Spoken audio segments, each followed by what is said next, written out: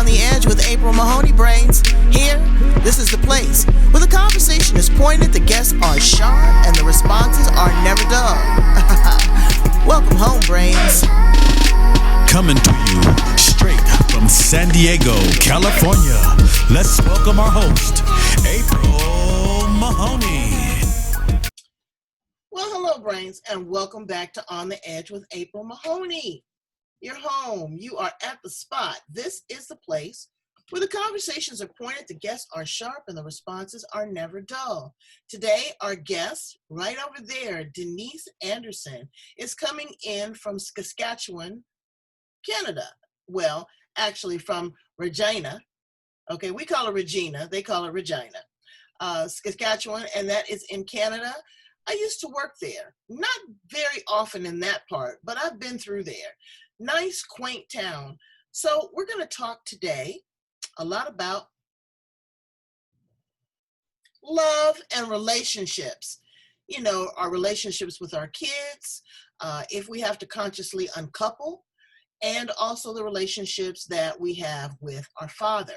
So without further ado, let's welcome our guest today, Denise Anderson. Hello, wonderful. How are you? And welcome to The Edge. Thank you. Hello, April, and hello, Brains. It's a great pleasure for me to be here. I was really looking forward to this time with you, April, and having a very, candid conversation with you about relationships, love, and everything surrounding that. Well, there's a whole lot of stuff. You know, love is, as I always say, a big $25 word. It takes a lot of responsibility. It takes a lot of effort. People think that it's effortless, but that's not true. Because conditions on love change based on situations, based on treatment. And so we want to talk a little bit about that and how we can consciously uncouple in the event that our love doesn't work out. But we still have to have love for ourselves. And you still want to extend some sort of love to the person that you're breaking up with, because you don't want anything bad to happen to anybody. And you want to be big enough to love them, to set them free. Right? Absolutely. Absolutely. Tell us a little bit about your story.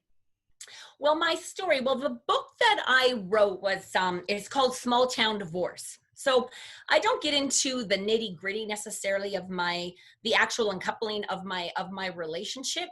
I talk a lot about the dynamics of going through something as dramatic as that in an environment where, everybody knows your name, everybody, kind of knows what's going on. They know you as a couple, and now you're separating, and how they kind of cope and interpret the situation around you. So in other words, how they gossip and is all up in your business, right? That's the truth. And here's the thing: some of the stuff, they get right. Some of it they get dramatically wrong. And you know that saying: there's his truth, there's my truth, and then there's something in the middle. Right. There's a combination of all of that.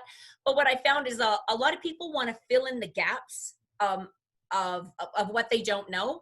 And the danger in that, or the hurtful part of that, is whenever there's a divorce, a lot of times there's children involved, there's other extended family members, right. And filling in the blanks of something that you don't know can cause a lot of heartache, a lot of pain to the people that are already going through something very dramatic and life-changing in their life. So I just wanted to shine a light on that. You're never going to have the whole story. And I would love for us to kind of pull back and pull away from this need to know all the nitty-gritty details, Well, it adds to the drama, just because, okay, well, for example, my husband ran off with, our life savings, $100,000. That's not enough. Girl, he had to have run off with his secretary, and they have a baby on the way. And because it lends to the drama, but they forget that there are other people, like you said, involved. The kids have to deal with that. You've got to go. I had a great guest on the other day, and her ex-spouse was addicted to drugs. And two ladies were at the college football game, and they exposed the father to the daughter. That wasn't their place to do that, even though he was wrong, and so she's really experiencing a lot of trauma. You have two children.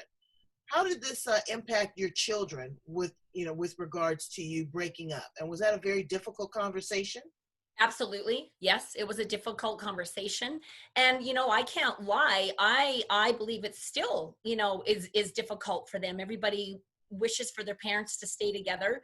Right. Again, going through it in a small town, all your classmates know. Your classmates know all of your both of your parents. They know the dynamic of what's going on. So they never really got to get away from it, whether they are at the hockey rink, at the school, on the playground, partying with friends. It kind of follows you around. You can't go to the coffee shop or the grocery store without everybody really knowing your story or some version of it. So it was definitely a difficult process for them to go through. Yes. Yeah.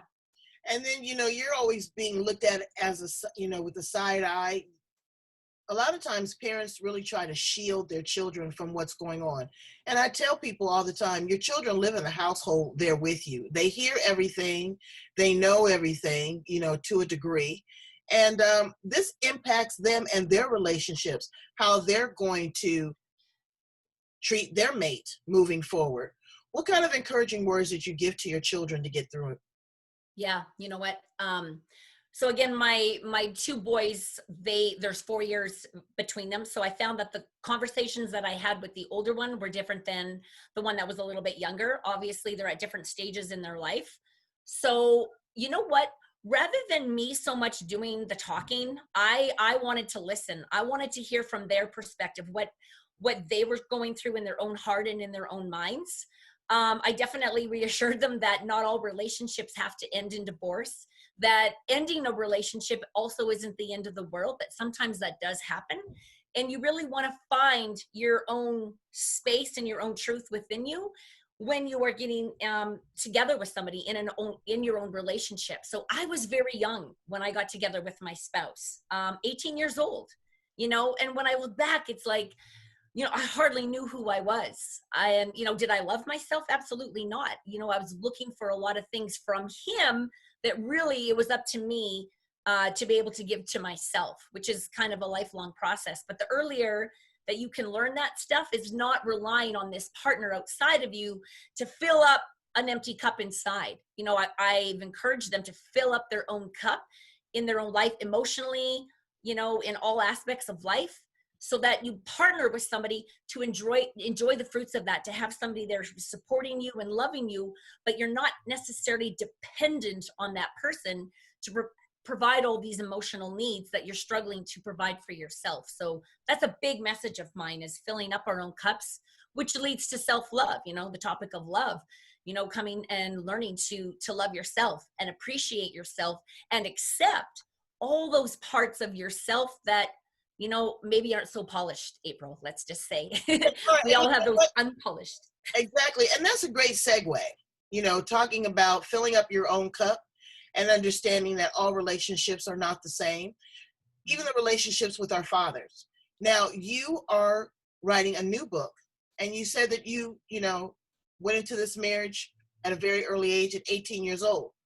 Were you looking to fill in a gap? Were you looking to fill in and color in the white space of what you were missing there in the relationship with your father, maybe?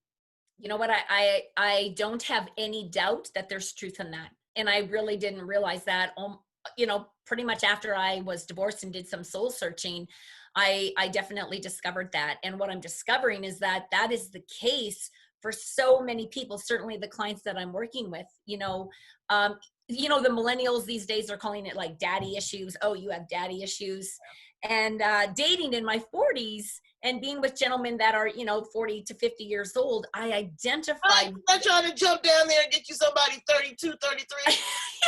That's the problem. I just need to be dating younger men. Whatever. Life is a smorgasbord, honey. Fill your plate. Don't limit yourself. Don't limit, the gap. So yes, my own experience was I had a very tumultuous relationship with my own father, and went on this long healing journey of healing that relationship with my father. So that is the book that I'm currently working on right now. And the type of coaching that I've transitioned to is basically helping people heal that primordial relationship, because that primordial relationship with either your father or your mother absolutely determines how you interact in all relationships. You know, when you're looking to fill in a gap, you know, you're looking for love and approval, or you're looking for attention, or you're looking to heal that broken heart. You project that onto somebody else, usually your intimate partner, but certainly friendships, your own children. Like the dynamic is it's crazy. It's crazy. And you know, April, I do want to preface this by saying, when I talk about healing your relationship with your father, people get this idea like, oh, you mean I have to go from like, I hate my father right now, to having him over every Sunday for brunch? No, like not at all. There's a wide range of how this can look. Some people, you know, may not really even interact with their father again, but they've let go of so much anger and so much pain and so much hatred. It benefits every area of their life, regardless of how that relationship ends up looking with their father, who may also have passed away. I mean, some of my clients' fathers, they're no longer here. You know, they're trying to reconcile. They're still dealing with that trauma. You know, there's a saying that it's mama's baby, papa's maybe. And it's not attractive. Never heard that. Yeah, well, but stuff happens, you know, and I say this, not that men don't love their children. They absolutely do love their children. I believe that. But it is easier for them to separate from a situation versus a mother. Yes. You know, so how do you begin this process of, because you've already identified it, you already know that there's some pain there, that there's some issues, that there's some hurt, there's some validation, and there's some conversations. But men don't normally have the conversations outright as women do. How do we start that conversation to heal a broken heart? Yeah, that's a great question. And you know what, for me, where I begin is I dive right in. I'm kind of one of those swimmers that dives into the deep end of the swimming pool first. I don't walk very slowly in the shallow end. I dive in, because here's the thing, the pain and the anger, it's already there. It's already visible. It's palpable. They're already either feeling it or expressing that anger. So I begin right at the emotional level of, you know, what is this anger about? And I will start having the conversation with them. You know, what was your relationship like with your dad? And the last thing they want to hear is, oh my God, you're so much like your father.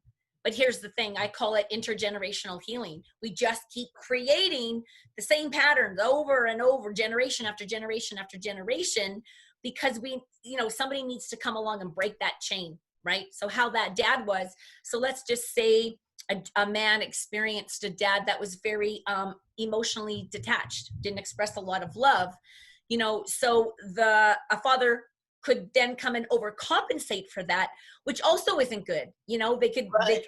Well, here, baby, let me, write you a check for $100,000 and make up for the, 15 years that I was away from you. It doesn't work that way. No, it doesn't work. So here's the thing. We think we're, maybe doing a better job, but I think it just looks differently for us. You know, let's just say 50, 60, 70 years ago, fathering was more aggressive. They would spank their children. They would be aggressive and all of that. So maybe we've taken some of that out of the equation, but what we've replaced that with isn't necessarily something better, because we are still having a lot of people walking around with a lot of broken hearts, a lot of pain, and a lot of turmoil in their life. And here's what I find: very afraid to face the heat of the emotion. So they'll feel the anger, but what will they do? Yell, scream, punch a wall, speak indiscretionally, but won't sit just in the heat of that fire. Feel the emotions, cry, let whatever is there come up. Because if we don't do that, April, it just gets stuffed down there, and it's going to come out in some mean and ugly ways. Been there, done that. Yeah, that's exactly. So many people say that, that suppressed trauma manifests in other ways. Absolutely. With your health. And then too, you're looking at your life with a side eye. Am I ever going to be able to trust? Is this person going to abandon me? Just a lot of emotions surface. So absolutely. When you get your clients to this point that they have been able to release, how do you get them to the point of trying to heal now? Well, I guess with each client, it's a little bit different. So that's why I like to do, my coaching and my programming. It is very individualized. Not everybody gets to the same point at the same time, but in general, in speaking, I'm very easy to talk to. A lot of people say that, like they feel comfortable sharing, so I know that is a gift of mine, especially the gentlemen, the males that have come to me for coaching. That's one thing they will express is, for whatever reason, they said, I feel very comfortable talking to you about it. So it really is, it's like having a conversation. I want to make this like casual conversation, not like a big deal, like, oh, we're going to talk about your trauma and we're going to talk about this. It's kind of like, come over, let's have a coffee. Let's have a conversation. Tell me what's going on for you, and make it, I want to like take away some of the mysticism around like coaching and healing, because I feel that's a big reason why a lot of men don't go for coaching. They don't go for healing. They don't go for, first of all, there's a lot of ego involved. Like, I'm a man, that means I'm weak, I'm a loser, I'm this, all these stories running through their head. So men don't do this, which is completely like not correct. Right. So I demystify it. I demystify it, and I make it so that it's like a casual conversation, and we just start talking about some of the things that have happened in the past, and make it comfortable for them to speak about things that are normally very painful to talk about. So they really need to experience that, because when we get up in our head and try to imagine what something's going to be like, it's never the way that we imagine it. So it's never as bad or as scary as people think that it is. So it's really taking that first step, that initiative to experience it. Yeah. And women have a very different expectation of daddy than the son does. And so again, like you said, it's very individualized. Daughters, I don't care what happens in the world. My daughter says that my husband is the most perfect person on the planet. I'm not going to be the one to bust her bubble, You're not going to tell her all the stories. Oh, because he's a wonderful guy, but her expectation, but that teaches her, that shows her the model of the type of man that she wants to be with, the kind of values that he would hold, a level of respect. Where a son is looking to his father, that's that hunter-gatherer mentality. I want to be like my father. I want to be strong. I want to learn. I want to be able to defend. I want to be able to protect my family. So when all these things are disshuffled, it can, create a lot of trauma in people's life. Well, exactly. And especially if, say, you had a father who you don't want that to be the example. You don't, you're not using him as the example of the man or the character that you want to display in the world, or to, embody yourself. Where do they begin? It's kind of like, well, now I'm lost, because I don't want to use that character as my marker for who and what I want to be in the world. So it's almost like they're starting from ground zero, but they're starting from ground zero in a way, but they also carrying with them the hatred and the anger and the pain and the trauma of experiencing that. So it's a very mixed bag of nuts that they're dealing with. So it's kind of like, let's just separate all the nuts. Let's take the walnuts, the peanuts, the almonds, and separate and put everything in its right place, and then pick, what kind of mixed bag that you want, Absolutely.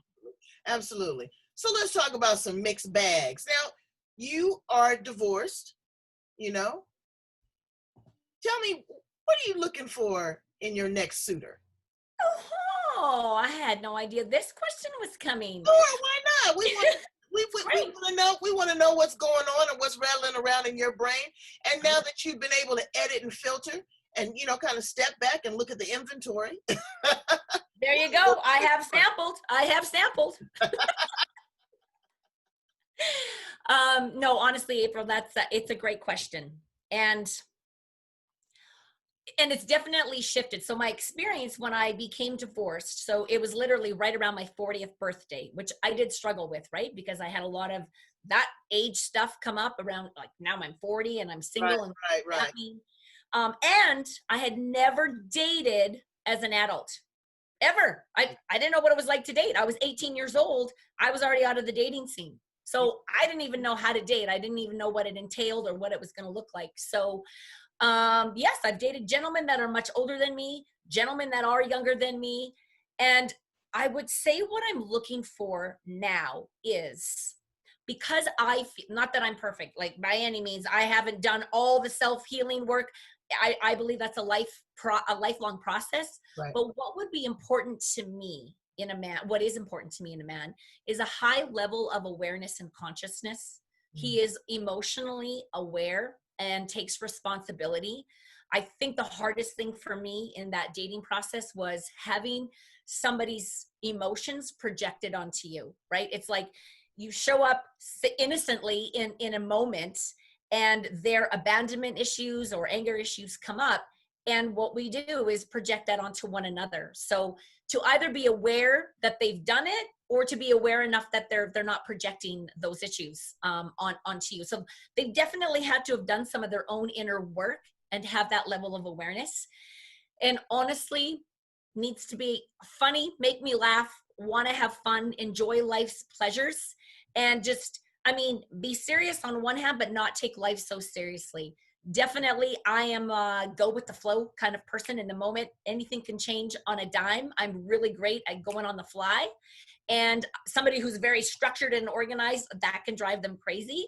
So I just want somebody who can really enjoy and embrace the pleasure and joy and enjoyment of life, because it's really, really short. On my father's deathbed, I had some very intense and intimate conversations with him. And he said to me, "Do you know how fast my life went?" And I said, "How fast?" And he went like this. And he blinked his eyes. In a blink of an eye, your life will be gone. So now that I'm almost 50, I'm like, you know what? Time is ticking, and I don't want to spend, let's just say, the last half of my life going through the muck and going through all the upheaval. Of course, we're going to have stuff as we continue to grow and evolve to go through, but let's be aware and conscious and work through that stuff, because there's just so much good stuff out there. I just think, yes, but you know, it's hard to find to separate the wheat from the straw with this online dating stuff. You know, don't even go there, girlfriend. I can't even do it. I can't even do it. There's some trickery out there. I had another guest. She was catfished out of $400,000. I asked her, I said, "What in the world?" Yes. Oh my. What was he saying to you through the screen that made you write him checks almost $500,000? So there's a lot of deception, you know. But then too, I know people that have married, fallen in love, and they're just as happy as they can be. Yeah, exactly. And you know what we've gotten away from in the social media is authenticity. And that's the number one thing for me, is just being real and authentic. I like this saying, I don't like to cover shit with sugar. You know, I'm not going to cover your shit with sugar. That's how I do my coaching. It's how I live life. Let's not cover the shit. Let's just call things what they are, and just be real and authentic. And yeah, the online dating thing, I've really never dived into that. It's not my thing. No, I wouldn't even know where to begin. You know, no. Number one, I'd have to run your credit report to make sure who you are. I want to know your mother's name. I want to know, I want to see your birth certificate, all of that, because people have got some trickery. They do. Know? But there's a lot of love there. There's a lot of love there. And it seems like you have really, you know, done a lot of soul searching to find out who you are, because that's where it starts, Brains. It starts with yourself. And this little widow peak on my head, this is driving me crazy. You look gorgeous, honey. But you know, but really, it starts inside. You can't try to control anybody. You can't manipulate them. You can't love them until you love yourself. You know? Like 100%. And, you know, with this experience of COVID, right, and everybody, you know, being isolated and having to spend time on their own, and knowing that anything could happen in any moment of our lives, like literally, so your partner could leave at any time. Your partner could pass away, God forbid, and at any moment. So how I think the old paradigm worked in relationship, April and Brains, is got a ring on the finger and it's like, now you're mine. And so now, it's like people lose themselves in relationship, trying to make the other person comfortable, happy. What do I got to do? And it's not that we don't do things to give and take and to help each other out. But I'm talking about losing pieces of Right. your soul, your personality, your character to appease the other human being. That is not going to work. Obviously, take a look. It's not working. Not So working. two whole individuals coming together, knowing the truth of who they are, that's what's going to work. And if God forbid that relationship does need to end, it doesn't need to be tumultuous. It doesn't need to be, it's like, you know what? We've served one another. We've lived together. We've, created to this point, and your point of evolution or growing may come to an end. Why do we have to say that that's horrible and terrible and sinful and all these other labels that have got put on divorce and separation? Friendships end. April, you and I could become best friends and grow and learn to have great time for 10 years. And then all of a sudden, hey, where's April? And you exit my life. We don't have to make up shitty stories about, oh, well, April, do you know this about her? And well, this is what went wrong. It's Right, like, right. our time just came to an end. It can be that simple. And then there's not all this drama around divorcing and separation. Get out of the story. And then we can quickly move into what else is available for us? What are we here to create? And where else is our growth and our evolution going to take us both to higher states? Well, that's some adult conversation. And a lot of times there's a lot of fear, but again, there's control. People want to control the narrative. They want to make themselves look good because they have low self-esteem. They want the children to like one parent versus the other. You just have to allow that person to be free. What did Sting say? Free, set them free. You have to let a person be who they are and love them enough that if their time has, your time together expires, but I'm talking a good game. Girl, you let Mr. Magnificent after 36 years walk out of here. I'd be laying all out in front of the car screaming, baby, don't leave me, all that kind of stuff. But even with that, in all seriousness, we have really kind of committed to one another to love ourselves as well, and love ourselves enough that in the event that one is extracted from the other one's life, that we can still love them and appreciate and value and evaluate what that relationship was like, what it meant to us, and move on, try to consciously uncouple. But it takes a lot of work. And I'm so glad that there are people in the world like you, Denise Anderson, that have dedicated, their time to really look at this and to coach people through this process. Because divorce can be very, very ugly, and it's usually control or money, because once the sex is gone and the intimacy and the relationship is gone, what's left? The money and the control. Yep, So exactly. if we can get our emotions around that and love ourselves, I think it would make the process a little easier. I agree. And you know what I feel that you are speaking about and what we've been pointing to when we talk about love is now we're moving into unconditional love.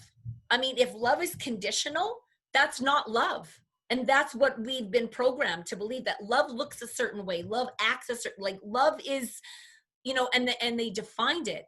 Unconditional love, and this was the process with my father for certain, because of all the stuff that I went through with him, right? I had a lot of judgments on some things that my dad did. Granted, inappropriate, granted, like not good stuff. But I carried this judgment, and letting go of the judgment that I had towards my father was actually about the judgment I had towards myself. You cannot love another human being if you don't love yourself. If you are judging yourself, hating yourself, not able to forgive yourself for all the human things we all do, some to different degrees than others, but we've all done some shit. Like we've all done it. Right. And without letting that go, April, without forgiveness, without reconciliation within your own self, you are not in a relationship with anybody that isn't about control, right. All of those attributes, because unconditional love, that's easy. That's when things on that, it's about validating yourself and not looking for outside people or outside influences to validate who you are. And it's a lot of work. And I always tell my guests, I'm not really one for unconditional love. There's some conditions on my love. I look at it a little bit differently. I do believe that there are conditions on love, based on the circumstances, based on where people are, what has been done to them. Agape love, the love of God, is huge. And I think that's probably one of the things that is mandated for us to get wherever we're going in our afterlife, is that we love, because it's work, and it is a process.